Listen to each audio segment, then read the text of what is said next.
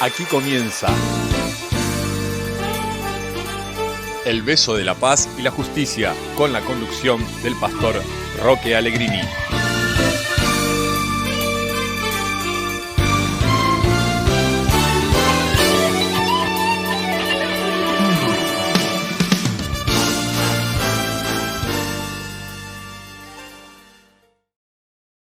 Hola, muy buenas noches.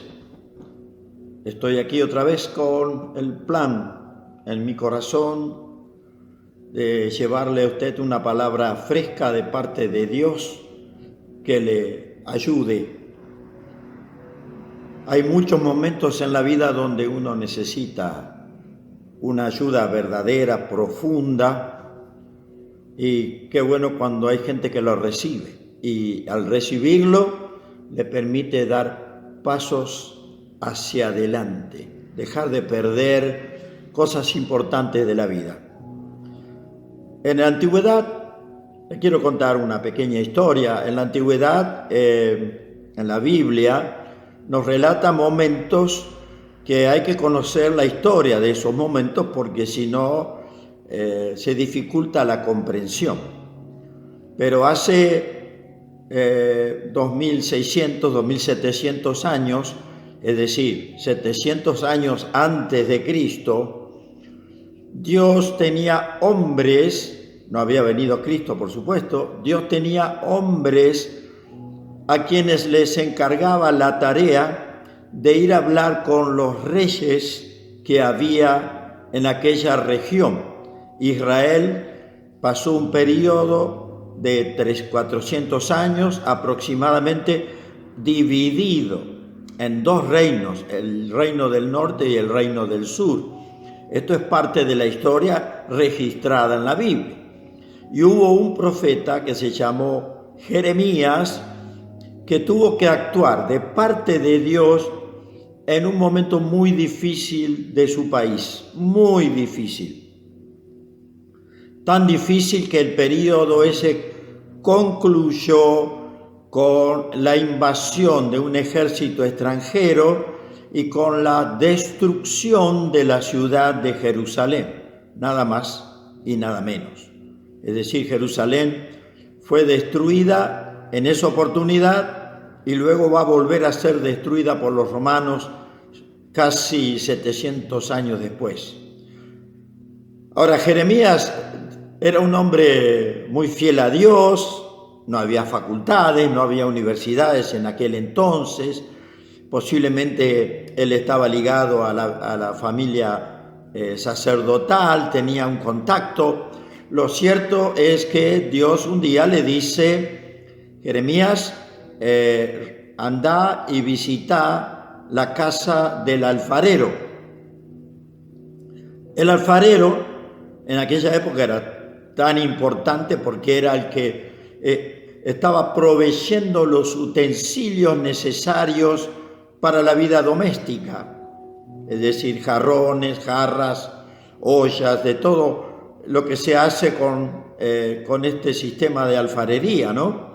Aquel hombre, Jeremías, fue a visitar al alfarero.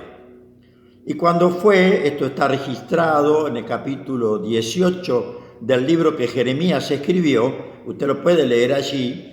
Resulta que él vio cuando el alfarero trabajaba ya en lo que era un torno como habitual de los alfareros, algo que va girando, y el alfarero va modelando lo que está elaborando en ese momento.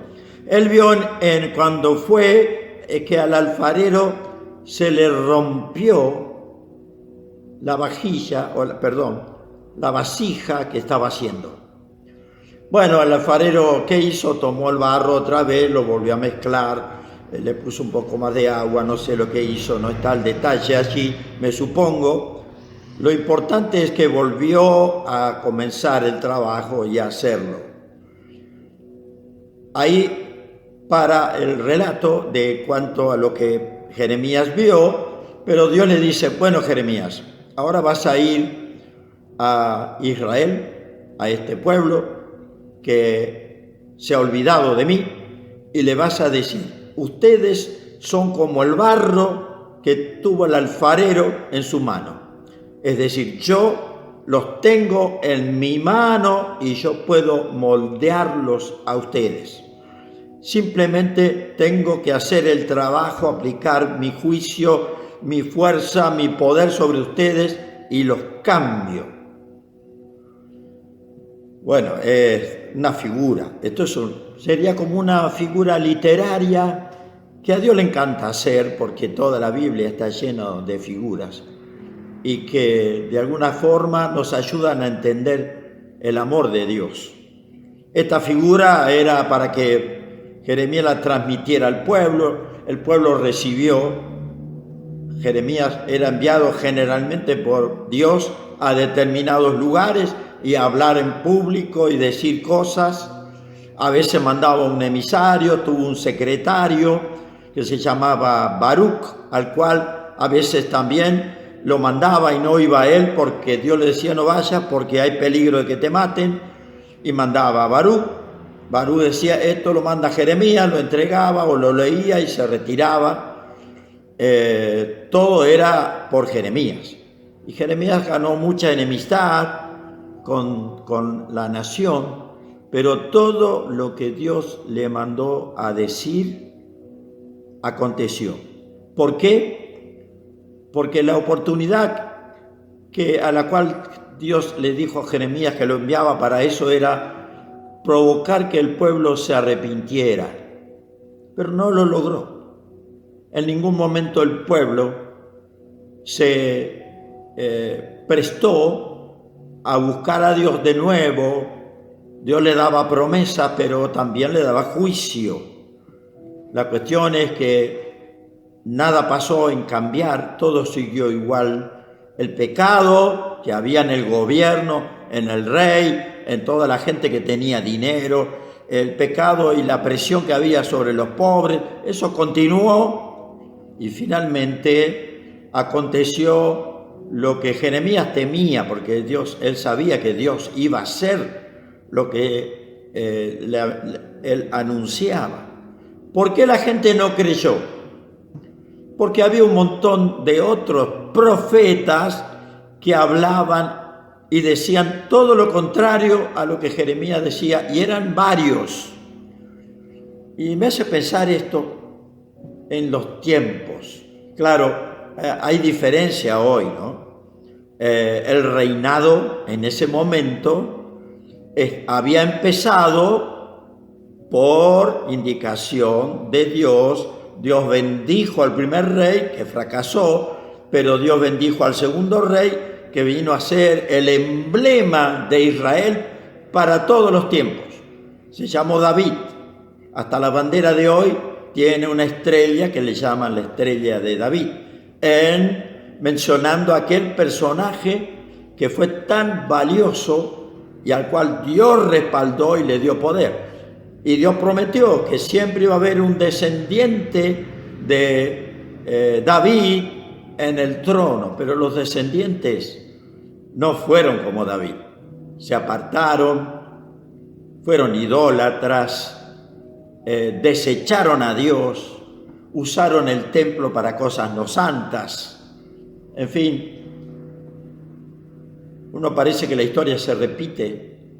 La diferencia hoy, lógicamente, es que los gobiernos no se sienten puestos por Dios, a pesar de que juran y prometen ser fiel, y si no, que prometen que van a rendir cuentas ante Dios, ante la justicia.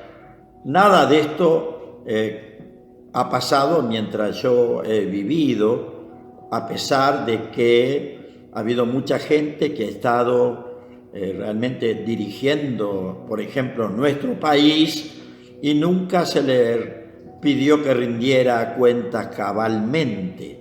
Se lo absolvió, se lo dejó entrar y salir del gobierno, y siempre tenemos los que quieren permanecer más tiempo del que ha sido electo. Pero la cuestión es que, ¿qué quiere Dios? ¿Qué quiere Dios? Yo estoy orando e incito a orar a mi familia en la iglesia, a los creyentes de la congregación donde Dios me ha puesto a que oremos por Argentina, que pidamos perdón por tantos pecados que se han cometido a través de tantos años, tanta malversación de fondos, tantos errores, tantas leyes anti Dios que se dictan. Bueno, nosotros nos limitamos a pedir perdón, no vamos a usar un arma, no, simplemente decimos, estamos en este país, amamos a Argentina y queremos lo mejor para Argentina. Y oramos a favor de Argentina. Oramos para que también se haga justicia, cosa que creemos que es muy importante que ocurra. La vida de un país es importante. Pero ahora quiero pasar de lo macro, que es un país donde todos estamos involucrados y recibimos los efectos de un buen o mal gobierno. Yo quiero pasar ahora a la vida privada. Quiero hablarles de otro caso del Nuevo Testamento, de un hombre que se llamó Mateo, o Leví era el nombre que él tenía, todos lo conocemos por Mateo. Es un nombre bastante común, hay muchas personas que han puesto este nombre a sus hijos, Mateo. ¿Mateo qué era cuando vino Jesús? Ya estamos en la época de Jesús, nos vinimos para acá, no tan cerca, ¿no? Pero bueno, Mateo era un cobrador de impuestos, pero no era la DGI israelí, no. Era el cobrador de impuestos del imperio que dominaba Israel, que era el imperio romano.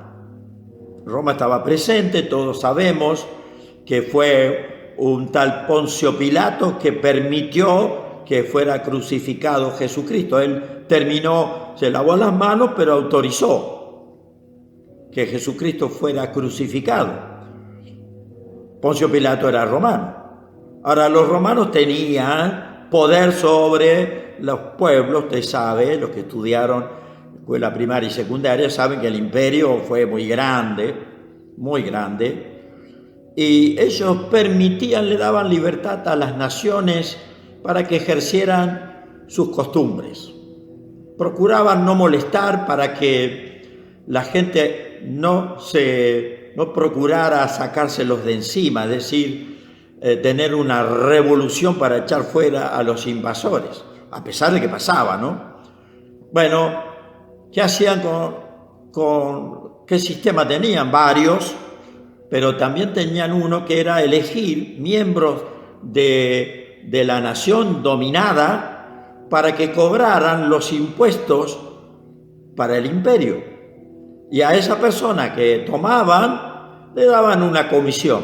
No trabajaba por nada, sino que trabajaba y recibía un dinero del imperio que estaba dominando la nación.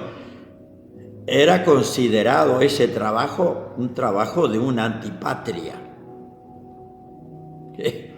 Imagínese usted, ¿no?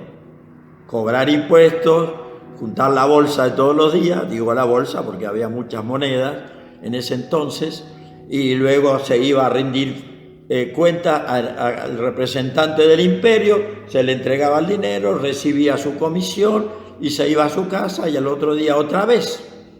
Tenía una mesa donde se sentaba en lugares particulares para recibir el impuesto. Tal vez se pueda decir el tributo. La palabra tributo tiene más que ver cuando hay dominio de un país sobre otro, se le cobra el tributo, una imposición. Lo cierto es que Mateo estaba allí, pero un día, sin él esperar nada, apareció Jesús. Y Jesús lo miró y lo vio y le dijo una sola palabra, según está registrada en el propio evangelio que Mateo va a ser uno de los que escribe uno de los evangelios, uno de los libros que relata la vida de Jesús. Y una sola palabra le dijo Jesús: sígueme. Yo no sé, no puedo especular de cómo sería el rostro de Jesús. He escuchado muchas cosas imaginarias tal vez. Hay pequeñas citas de contemporáneos de Jesús, porque ya había gente que escribía en esa época, judíos que escribían, y que de alguna manera nos dan una idea de la impresión que causaba cuando Jesús aparecía. Lo cierto es que Mateo lo miró, no sabemos si ya había tenido un contacto anterior, no sabemos, no lo dice la Biblia. Lo cierto es que simplemente le dijo, sígueme.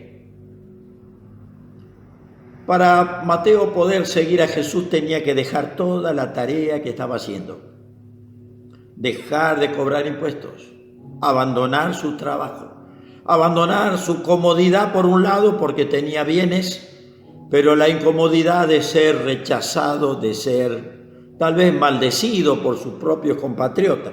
Lo cierto es que él se levantó y lo siguió.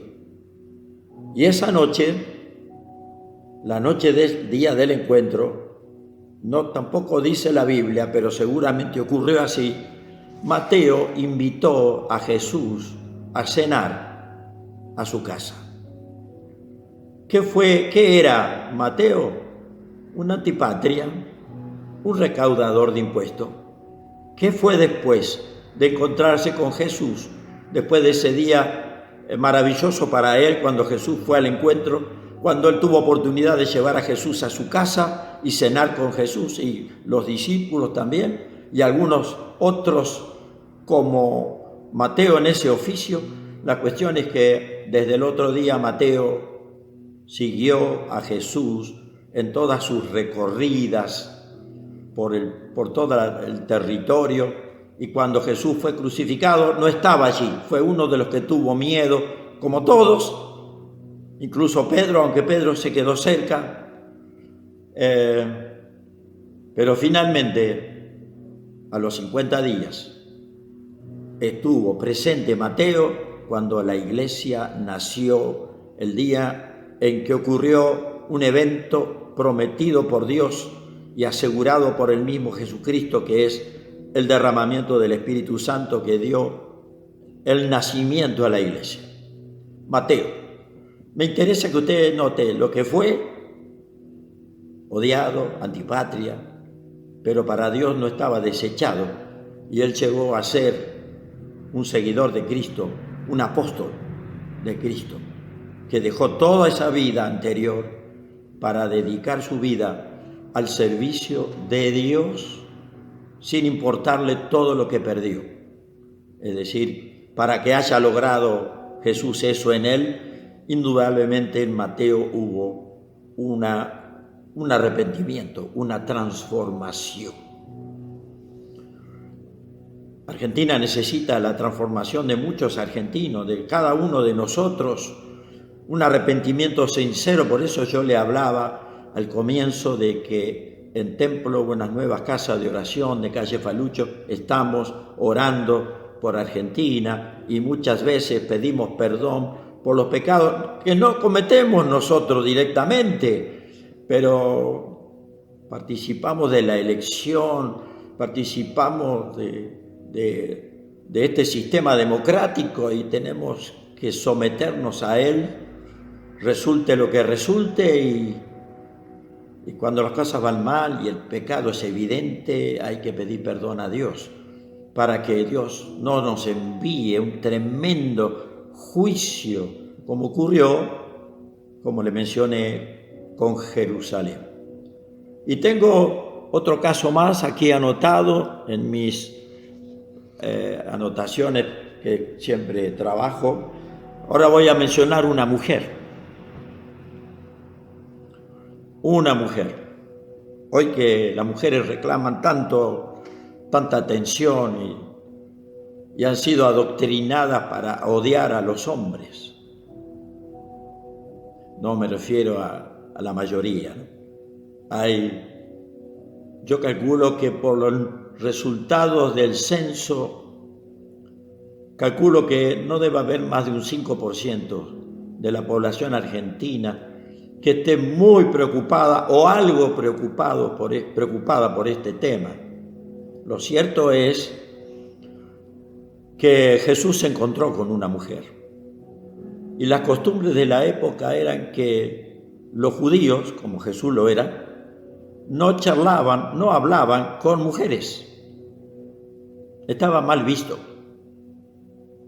Jesús se puso a hablar con una mujer. Encima esa mujer ni siquiera era judía, era de un territorio vecino, que si bien había sido de Israel, en ese momento, y por eventos de la historia, Samaria, así se llamaba el lugar, había sido repoblado por gente de muchas naciones y a muchos que vivían ahí relacionados con Israel habían sido dispersados. Lo cierto es que no sabemos qué era esta mujer, pero aparentemente ella era creyente en Jehová, pero con una religión distinta a la verdadera. Había sido adoctrinada con una religión parecida, similar, pero y con mucha idolatría.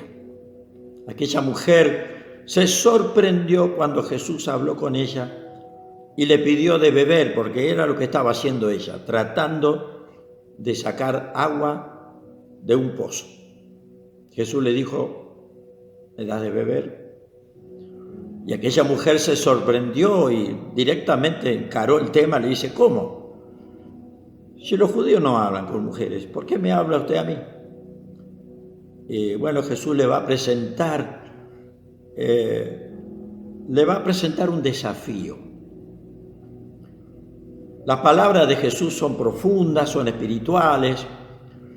Yo te puedo dar un agua con la cual tú jamás tendrías de nuevo sed. Ella lo entendió con el agua líquida que corre.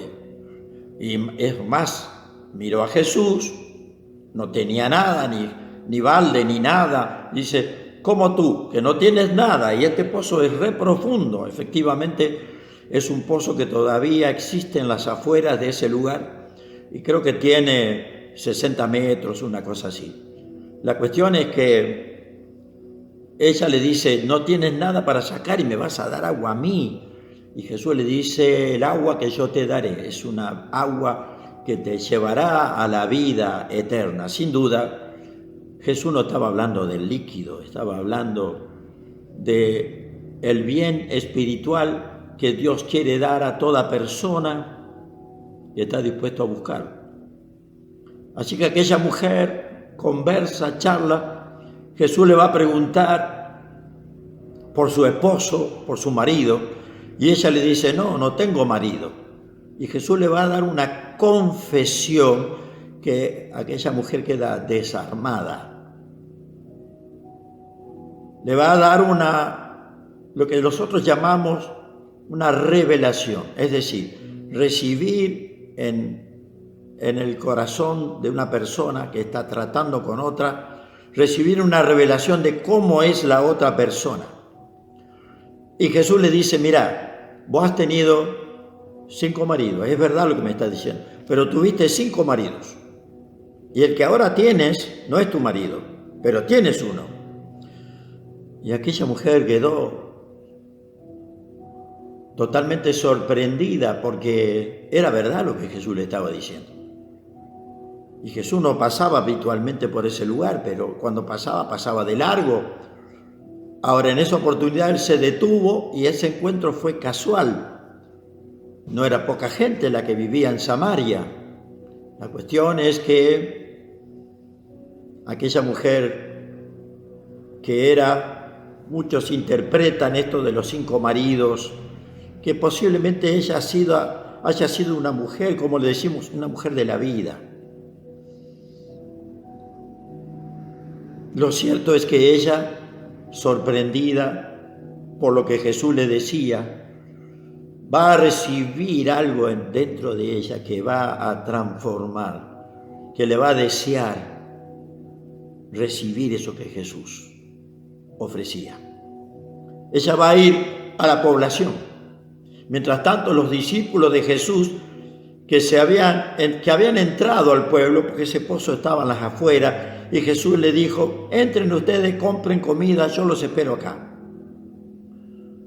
Mientras tanto, los discípulos vuelven y la ven conversando con Jesús y se sorprenden también.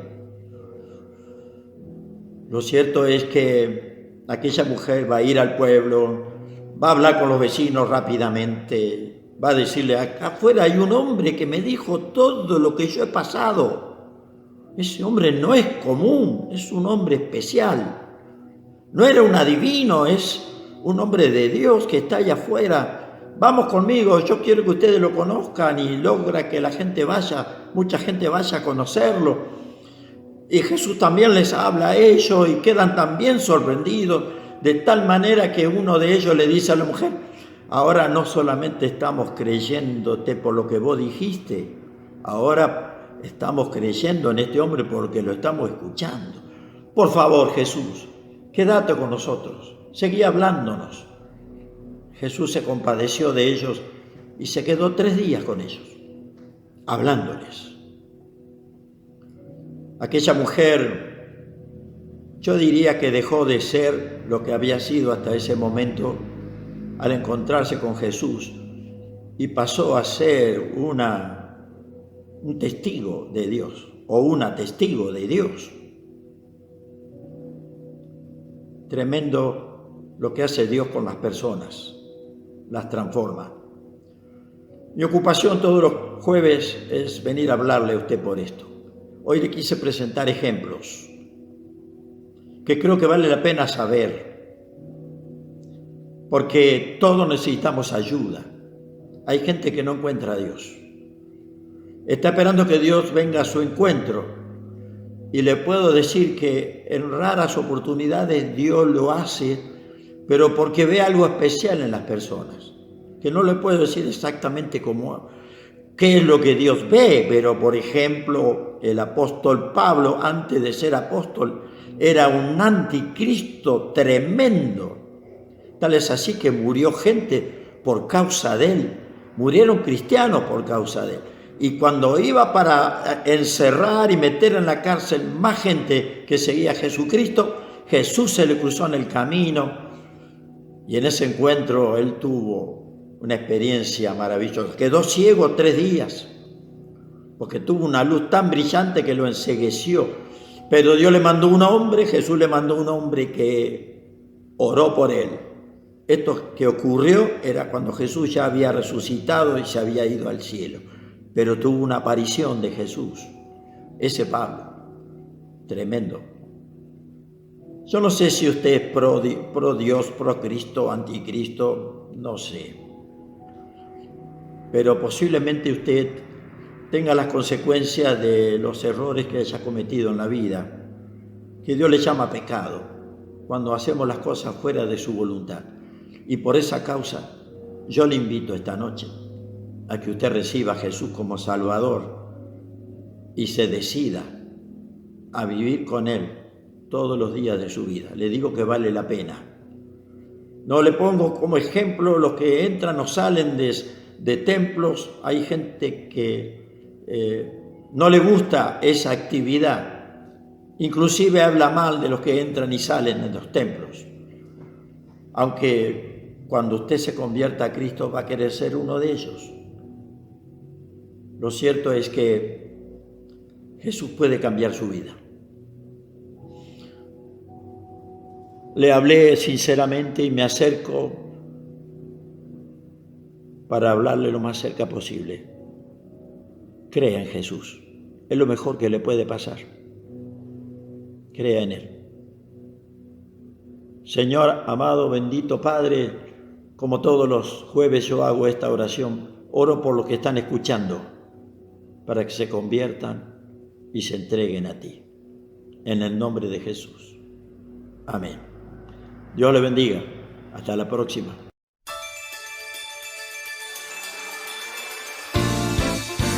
Esto fue El Beso de la Paz y la Justicia.